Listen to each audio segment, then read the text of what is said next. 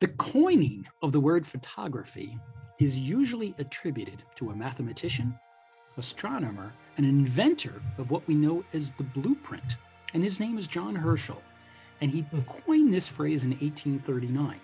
And if you listen to the word photography, it's divided up, and it's a Greek origin, into two different parts. Photos, which means light, and graph, G-R-A-P-H-E, which means drawing. In other words, when he came up with it, the integration of these two words really meant drawing with light. 50 years later or so, in 1884, George Eastman of Rochester, New York, developed a dry gel on paper to replace what photographers knew as a photographic plate, so that the photographer no longer needed to carry all of these boxes of plates and toxic chemicals. And in July of 1888, Eastman Kodak went to the market with the slogan, "You press the button, we do the rest." Since then, photography came into its own and has twisted and turned and evolved in ways that were unimaginable. But what has not twisted and turned are the people who tend to gravitate to photography, either as a profession, as a passion, or both. And today's guest, his name is Ben Shyman, and he's got a day job as a financial services executive, but in every fiber of his being, he represents the drawing, the light, the passion, the purpose of photography. And it is my pleasure to welcome Ben Shyman to A Climb to the Top. Ben, welcome to the show. Thank you for having me. It's a pleasure to be here. It's great to have you here. As I mentioned, photography to many people is a profession. Photography is a passion. And to you, while you got a day job doing something else, what is it about photography that led you to be so passionate about it? Wow, that's a great question, and I could probably spend the entire show answering that. But there's something about composing an image, researching a subject, understanding, maybe in the case of the wildlife photography that I do, how they behave, capturing that image. Maybe it turns out the exact way that you thought it would. Maybe you had to adjust, and it doesn't come out quite the way that you thought it would, but it comes out great anyway. Right. And being able to then share those moments with family and friends and colleagues and clients and give them some joy, because they weren't able to be there at that moment, but they can get a sense or a feel for what it was that was so special about that moment in time. Yeah, now I'm glad we started there, because I would like to get the establishment of what you do when you're not in photography. Give us your background, Ben. Well, I actually started my career after business school, working as a financial analyst and then hedge fund manager. I've worked for a time for a solar energy company on the West Coast as a financial executive. And then I've spent the last almost 10 years working in sales, in fintech. And so that's currently what I still do as my full-time gig. Yeah, throughout the course of time, when did this photography bug hit you, and where in your career were you when you started to take it seriously? That's a great question. My grandfather was a photographer. It's in the DNA. So it is in the DNA, and he used to shoot weddings and bar mitzvahs. And, my parents are both pretty adept holding a camera.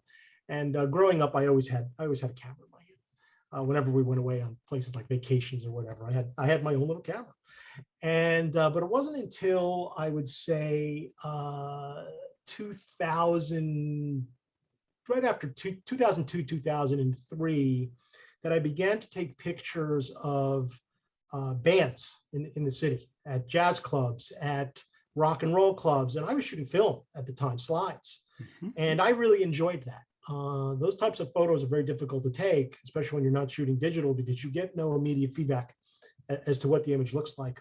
Right. But I found myself at the US Open, I guess in about 2002, 2003, and I was taking pictures of the Maria Sharapova match. I was blessed to have to sat right in the front row. I was there with Bank of America, right behind the photographer's box. And there was a photographer sitting in front of me. His name was Anthony Cossi. He was a photographer for the New York Post, and he since has become a friend of mine, although he's no longer alive today from COVID. But he handed me a 300 millimeter lens, and he said, "Put this on your camera."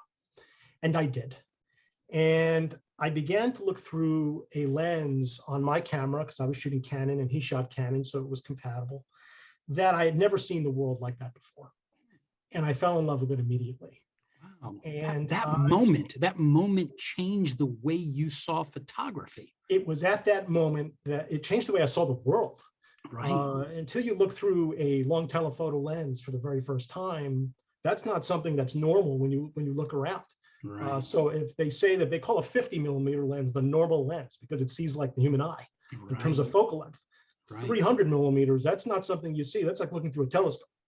And it changed the way that I fell in love with photography at that very moment. And I was able to get on the sidelines, go buy some equipment, get on the sidelines of my alma mater, which was Columbia University, and shoot some football games. And it turned out that the fund that I worked for, the Tisch family was a client at the time. And my boss saw my photos, and he was the founder. And he said to me, "Do you mind if I show this to the Tisches?" And I said, "Sure, go ahead." It was my football photography from Columbia University. And the next thing I knew, I was contacted and asked to shoot a game for the New York Giants. And it turned out, you didn't have to give that a lot of thought, did you? I didn't have to give that a lot of thought. And I'll always remember that first experience that I had, because it was also Eli Manning's first game. It was a game against the Atlanta Falcons. Michael Vick was the quarterback for Atlanta at the time. And Eli Manning's first game was also my first game. They retired his number yesterday at MetLife Stadium. Right. And it took off from there. And I was blessed to shoot for 10 years for the National Football League. Wow. And I shot for 8 years for the Giants and 2 years for the 49ers. And I ended up falling in love with photography as a result. And now my interest is more in wildlife. Yeah, in fact, but before we, and to our listeners, or actually to our viewers, you're in for a treat. We're going to do something we've never done on a Climb to the Top. And for those listening on Spotify, Amazon, Apple, or C-Suite, unfortunately, you don't have a view. So I'm going to ask you, if you can, if you're listening now, to shut off the radio. God forbid I ask anyone to shut it off, and to go to Chuck Garcia's YouTube channel. Because what I've asked Ben to do, because we all live in such a visual world, do we truly understand the nature of what it is a photographer provides? And can we see a picture in the same way? So Ben, what I would like to do before we get into the picture, you took a picture of athletes, which one could say is certainly wildlife, but they're human beings doing what it is they're paid to do. And that's a beautiful thing. Yet when you and I came into each other's lives, I related to you because I've climbed Mount Kilimanjaro and I have seen the wildlife at the bottom of that mountain, which we're looking at now.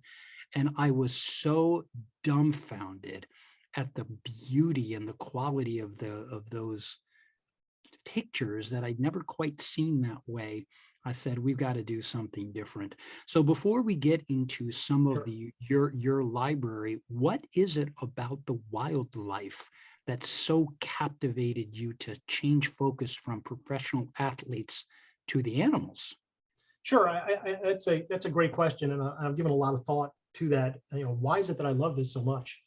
I think that one of the things that I learned taking pictures in nightclubs was all about ambient light. And when you're shooting outdoors, you've got to learn to deal with whatever light nature provides you. When you are shooting professional athletes, the moment can be very, very fleeting. Right. So when you are out in the wilderness and you're dealing with a subject like an animal whose behavior is, if they're wild, they're unpredictable. Right. And you've got to learn to deal with the elements that nature gives you at that moment, and the moment can be fleeting. I think all the things that I've done in the past lead up to why wildlife kind of fits what I love to do. And I just find wildlife fascinating because it's an opportunity to take a picture that's unique. When you shoot for the National Football League, you're on the sidelines and there could be 75 other photographers and they're all lined up, and they are immensely talented people, but they're all taking a picture of the same thing at the same time. I could assure you that this image behind me, which is I'll lean over a little bit, the giraffe in front of Kilimanjaro, no one else has this image at this time, at this place in time, because we were the only ones there. And to me, that gives me a great sense of joy. It's moments before sunset, and it's a unique thing. Right. And as a result, when you take pictures of wildlife, you have the opportunity to really shoot something and share something with people that has that's completely unique, and I love that. Yeah. No. When I saw your pictures, and it seemed when I looked at your pictures, I didn't have to go to Africa to see them. In fact, some of them were in my backyard in Central Park. It was wonderful to see. So help us to understand by first putting up your first chosen photo. What are we looking at? And how did you feel in the moment of capturing that when you came to review it? Well, this photo was taken in Lewa Conservatory, which is in Kenya. And it was moments before sunset. This is right at dusk. And we were taking pictures. When you're in Lewa, Kenya, you go there to take pictures of rhinos. It is the rhino capital of Africa, if not the entire world. And we were concluding our day and getting ready to go back to camp because it was simply getting too dark to take any more pictures. But I noticed on the horizon, and so did the driver of our Jeep, that there were these 4 ostrich, almost panic-stricken, about 100 yards away. And I was able to get this picture of them, which it's one of my favorite images because it lends itself so well to black and white photography. Right. And every time I show this image to people, it begs the question, what caption would you put on it? What are these ostrich talking about? And it almost seems like the 3 on the left are listening to the 1 on the right. Yeah. And I actually call this image Order in the Court. Is a judge. All the images today that I'm going to show are part of my limited edition prints that are available on my website, and those I always give names to. So this is Order in the Court, and the question is, what are these 3 talking about? Are they saying let's get the hell out of here, or is the restaurant that makes ostrich burgers coming for us? But it was clear that they were panicked about something. Maybe there was a lion or a predator in the area that we couldn't see. But this was one of the images that I took. It was very spontaneous, which was unusual for me.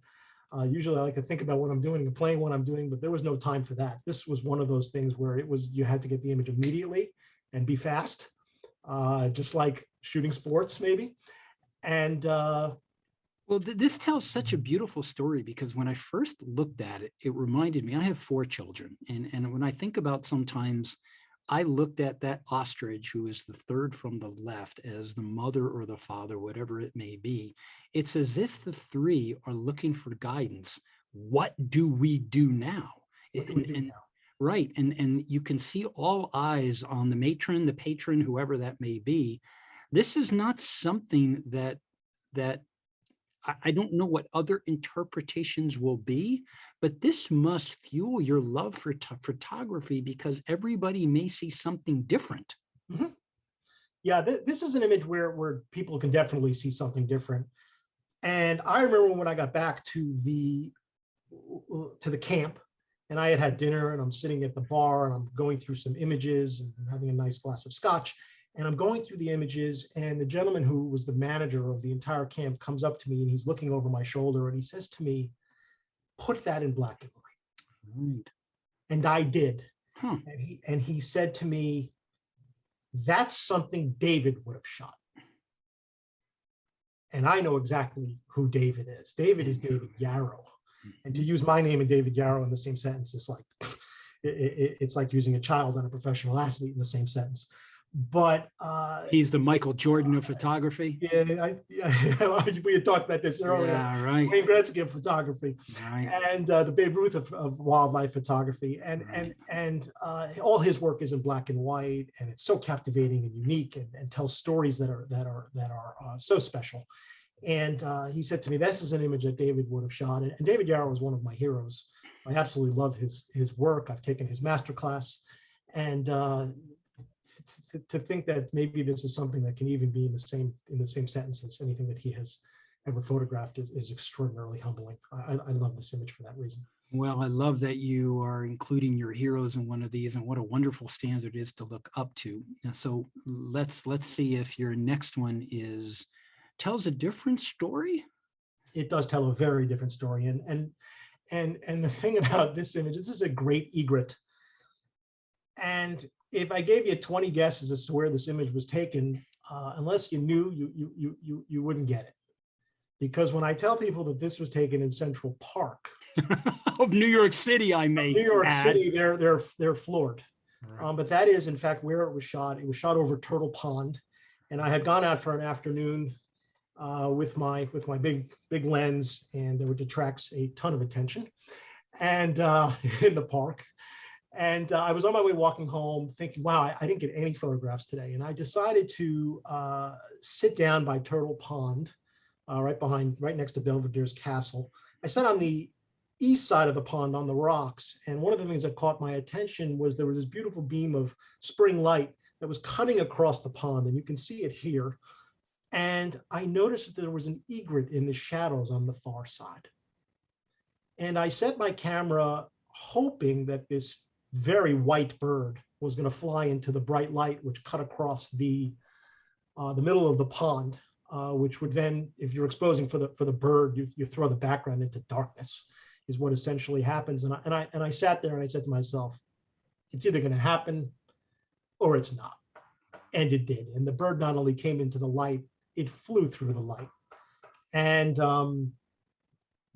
I still don't, to this day, I pinch myself sometimes to think that I got very, very lucky with this type of image, because I couldn't have scripted this any better in terms of having the bird fly right into the light. It was quite a moment, and I was, again, the only one there, which makes this image unique. And I have an artistic side when it comes to photography. I get criticized for that sometimes, because I sometimes shoot images that people think are really great and they're not artistic enough for me, and I don't like to show them to people. And I think that this is one of my more artistic images. When I posted it on Twitter, Canon actually commented on it when they saw it, which was high praise. extraordinarily humbling as well. Well, I look at this photo and it certainly underscores the contrast of black and white. But what I'm drawn to are the droplets of water along the tallows, the feet, I don't know what the right word is, but you see the droplets that as the bird is ascending, he's bringing, whoever that may be, is bringing the water with them. Did you know when you were shooting this, you were capturing the droplets? I didn't know I was capturing the droplets. I shoot with a camera that's got almost 50 megapixels. So it's let me close the window here. Got some sirens. I did know that because this image the sun is about 20-30 degrees off center backlit.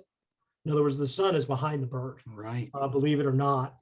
I knew that any dust, any particulate, any water, any bugs, anything in the air that's along with the bird would be picked up, because the camera has that kind of resolution. And when you are illuminating something from the side or from behind, you get that effect.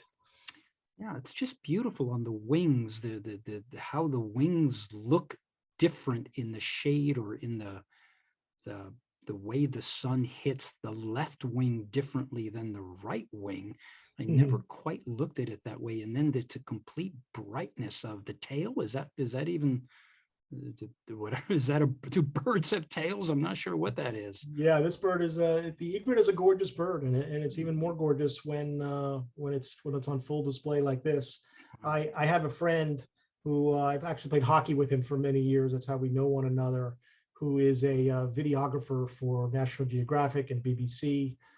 He's one of those guys that when you watch TV and you watch a nature program, you say to yourself, how did they film that? He's one of those. One of those. And he said to me, this looks like the bird is taking off from the surface of the moon. Yeah, that And certainly so feels that way. I call this image an angel on the moon, because it does look like the surface of the moon to some degree. Well, it captures a wonderful moment. And now, in stark contrast to this black and white, let's see your next.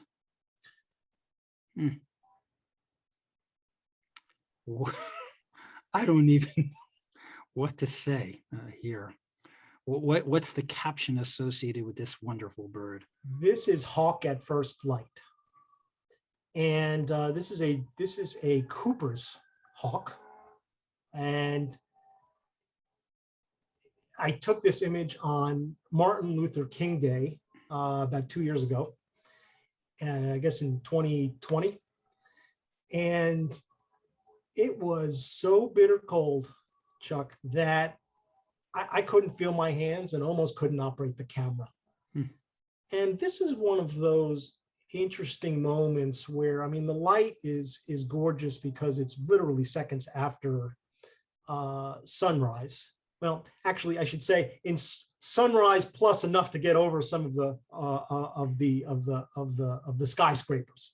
In Central Park, that's sunrise, because at the beginning, right at the moment of sunrise, you don't see the sun yet. It's got to get over the buildings.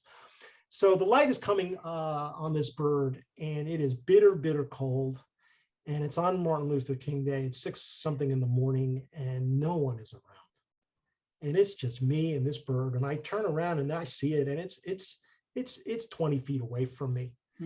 And one of the really interesting things here is that typically wildlife doesn't give you time. It doesn't give you the opportunity and the benefit of having, I guess, a long period of time to take an image. This bird sat there checking me out, just waiting for you, confident as can be, waiting for me. And I kept saying to myself, how long do I have? Right. When is it going to leave? And it did not. And I probably took 300 pictures of this bird Goodness. over a period of about a half an hour. And again, one of those moments where you're just blessed. And the hawks in Central Park in the dead of winter are a sight to behold. You've got the Cooper's hawk and you've got the red-tailed hawk. This is the Cooper's, obviously, but it's one of my favorite images. It looks great in black and white as well, but that blue background is too stunning, and the eyes are too stunning to convert this over and show it in black and white. So I do sell it as a color image for those people who love color. It's magnificent. You know, what I see is an animal that's in control and command, that is standing tall with conviction. This is, if we could associate this to a human being, you see one who is standing tall with a strong executive presence, very calm, and there, it doesn't matter what's going on right in front of him or her. And in your case, that bird knew you were there and was on display and confident enough not to have to leave. Oh, there's no question about it. And the camera that I shoot with now has a completely silent shutter. Right. The camera used for this image was the Canon 5D Mark IV. It's not a quiet camera. You hear the click. And this was a very quiet morning. Right. It was there wasn't a lot of wind. It was bitter, bitter cold. And I was close enough to this bird that there's no doubt in my mind that it heard every click of the shutter. And that magnificent blue background, is that a reflection of the time of day? That is, that's the sun illuminating a sky early in the morning. Wow, it's magnificent because the most beautiful time of day, they call it the golden hour. Right. Is the hour after sunrise and the hour before sunset. No question. And that's because the light is soft, the shadows are long, and you get things like this beautiful blue. backdrop behind this bird. Well, let's take a look at one more, and then I'd like to Okay. summarize all of this and help us to understand how to better appreciate all of this for those that may want to learn more. Sure. Mm. This is one of the great five of Africa.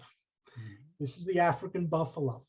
And this was also taken in Lewa. It was a morning where there was a big herd, and we were able to get pretty close. You can't get terribly close to the buffalo, but there was one buffalo in the herd that stood out more than any, and this one was that one. And the reason it stood out for me was because when we went to Lewa and when we went to Africa, it was November, which is not too long after the Great Migration. And one of the things about the Great Migration is that it's hard.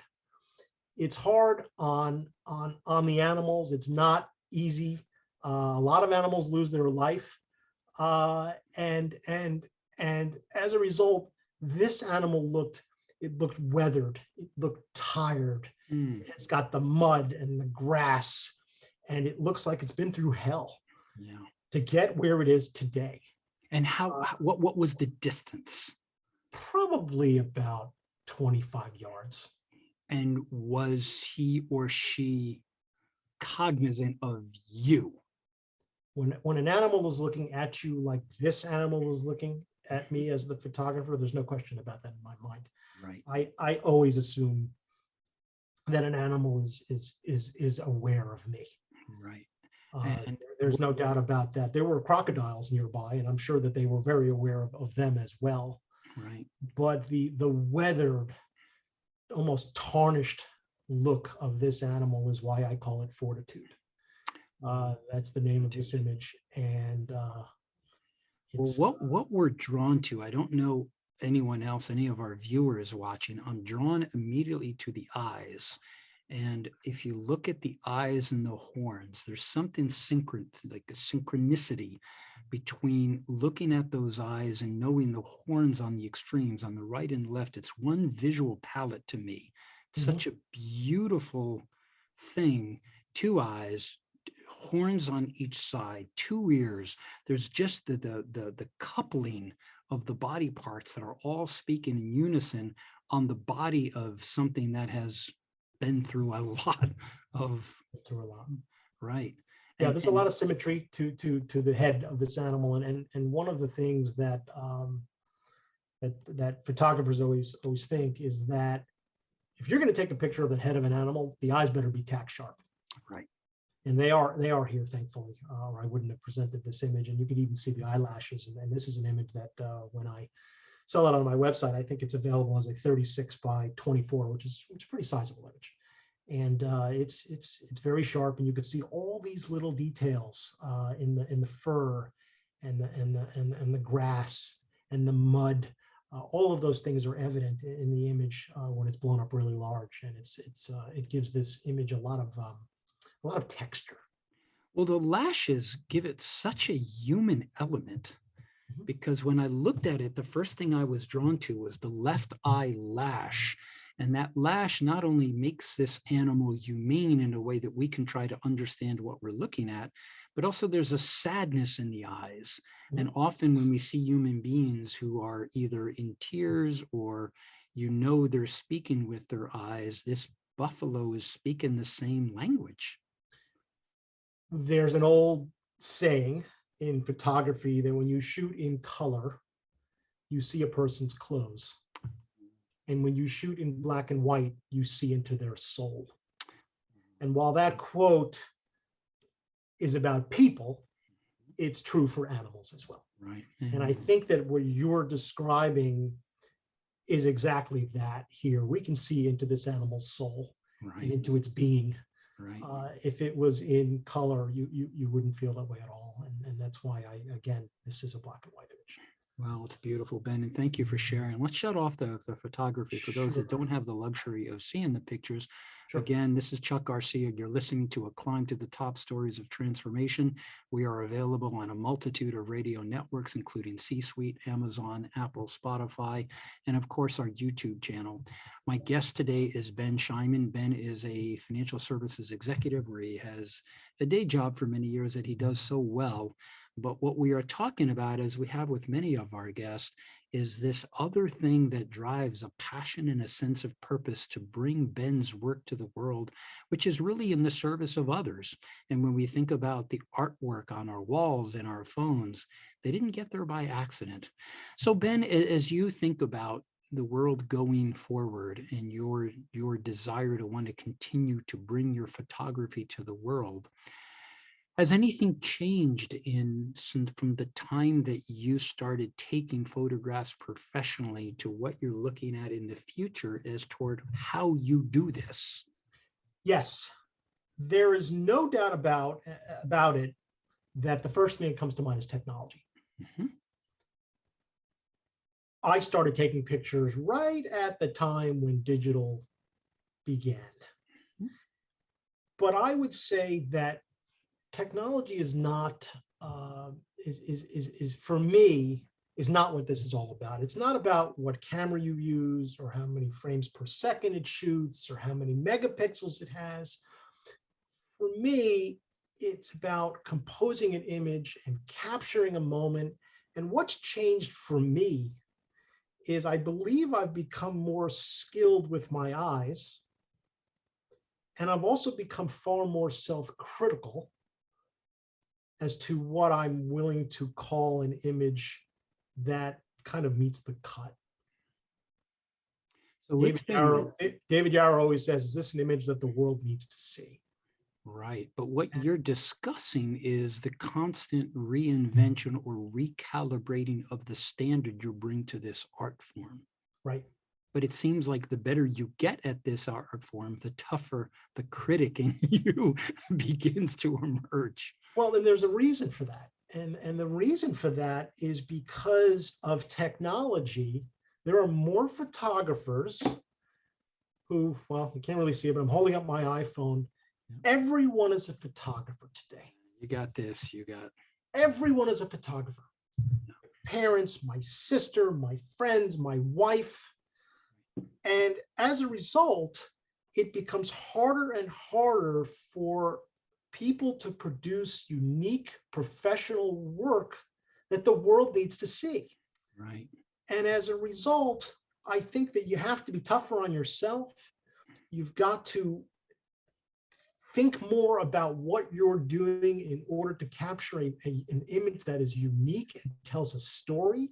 And if it doesn't, then you're not making the cut and you're not bringing something to the table that's unique. So while it would be easy for me to tell you that technology is the thing that's changed the most, and I leverage the technology to be able to bring you all of this work, that's not what it is. That's not what it is for me. I mean, the technology is great. I'm never going to say that it's not fabulous, and that I don't love the latest and greatest that Canon, and I only shoot Canon, makes available. And their cameras are fabulous, and they've changed dramatically over the last 20 years. But for me, it's not the technology. For me, it's what's in here and my eyes and the ability to try and do something that is unique.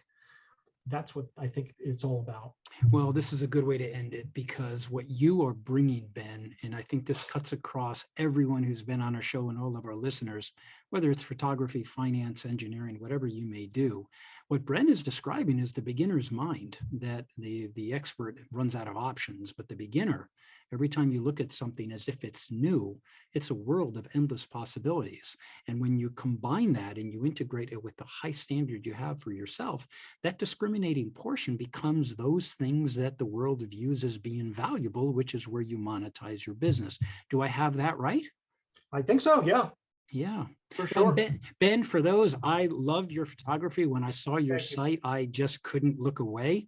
And I went to your site thinking let me check it out. I'll spend a couple minutes. I think I was on there for 20 minutes because there was one leopard I couldn't stop looking and it was talking to me. And I said, oh, that's my leopard. I probably gave it a name because it was so personal.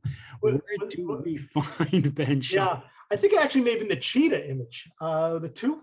Yeah, it was a two. Was it a cheetah? Yeah, I don't know one cat cheetahs. from another. I just know it was an African cat.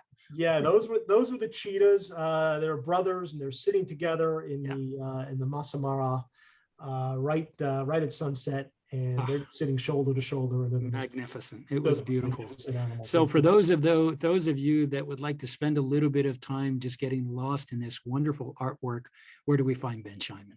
We go to Ben Shyman, BenShyman.com. And can we follow you, and where are the social media? Yes, you can follow me by registering for my newsletter, and I'm not a spammer. I only send maybe 3 or 4 newsletters. That's the plan, at least per year. Okay. To update you on the latest and greatest of what I'm doing. So you could register for the newsletter on the site, and you could also follow me on Twitter and Instagram. And you can find links to those through the website to my Instagram and Twitter page. And Ben, I would like to conclude this show. If there is a lot of our students who were both affiliated with Columbia and very proud to, so a lot of my students in the Graduate School of Engineering tune in. If you were to leave a message with them about the alignment of passion and purpose, and they were sitting right there and they ask you for one piece of advice, what would it be? Follow your heart. Real simple, just like your photography. Yeah. Because I will tell you that when I graduated Columbia Business School, and I'm not going to knock my education at all. It's a wonderful education. Of course. And I never take a second of it for granted. But it was just banking and consulting and Wall Street, and that's where everybody went. Right. But I always say to myself that I had a passion for photography back in 1996 when I graduated, and I started doing then what I do now. Where would my photography be? Where would my photography business be now? That wasn't the path that you guys were told to take. That wasn't the path, not told to take, that wasn't the path where the herd went. So break away from the herd, follow your heart, do what inspires you. And I mean, hell, if digging graves is what you enjoy more than anything in the world, go do it and be the best at it of anybody that out there. Beautiful. And bring the beginner's mind, as with Ben Shyman. Well, Ben, thank you so much for coming on to the show. It was wonderful to meet you many months ago, and I'm delighted we came into each other's lives, but I really appreciate your contribution to A Climb to the Top. I appreciate you having me here today. It's extraordinarily humbling, and I was so grateful when you asked me. And I hope that we get to do this again. Oh, indeed, we'll collaborate again. And to our listeners and viewers who have listened to A Climb to the Top, we come out every week, generally on Wednesday at noon Eastern Time. We love hearing from you. You can follow us on Instagram. You can subscribe on your YouTube channel.